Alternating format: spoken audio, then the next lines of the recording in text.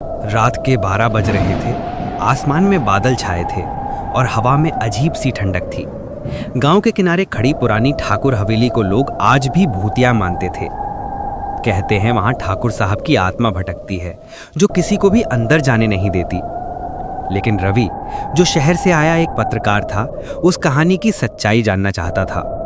वो कैमरा लेकर हवेली पहुंचा। हवेली के फाटक पर जंग लगी जंजीर खुद ब खुद हिल रही थी। उसने दरवाजा खोला तो चरमराहट की आवाज आई, जैसे किसी ने अंदर से दरवाजा धक्का दिया हो। अंदर सब कुछ धूल से ढका था। पुराने फर्नीचर, टूटी कुर्सियां और दीवारों पर लाल निशान जैसे किसी ने खून से बनाए हों। रवि ने कैमरा ऑन किया और बोला, अगर यहाँ कोई है तो सामने आओ।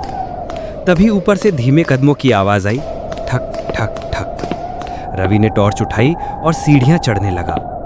हर कदम के साथ आवाज और पास आती गई। ऊपर पहुंचते ही टॉर्च की रोशनी एक पुराने आईने पर पड़ी।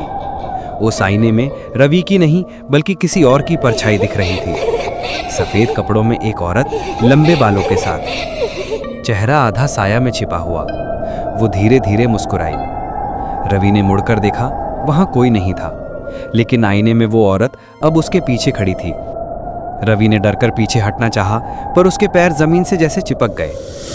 अचानक हवेली की सारी खिड़कियां अपने आप बंद हो गईं और हवा में फुसफुसाहट गूंजने लगी। तुम भी सच्चाई जानना चाहते हो? रवि ने कांपते हुए कहा। कौन हो तुम? आवाज आई।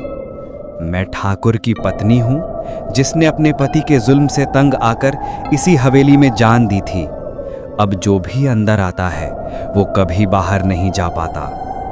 रवि ने चिल्लाकर कहा, मुझे जाने दो। लेकिन तभी आईने की परछाई ने अपने हाथ उठाए और रवि को अंदर खींच लिया। कैमरा जमीन पर गिरा और रिकॉर्डिंग बंद हो गई। अगले दिन सुबह गांव वालों ने हवेली का दरवाजा खुला पाया। अंदर कैमरा पड़ा था, जिसमें आखिरी रिकॉर्डिंग में सिर्फ वही औरत दिख रही थी, मुस्कुराते हुए, और रवि की आवाज सुनाई दी, मदद करो, मैं यहां हूं।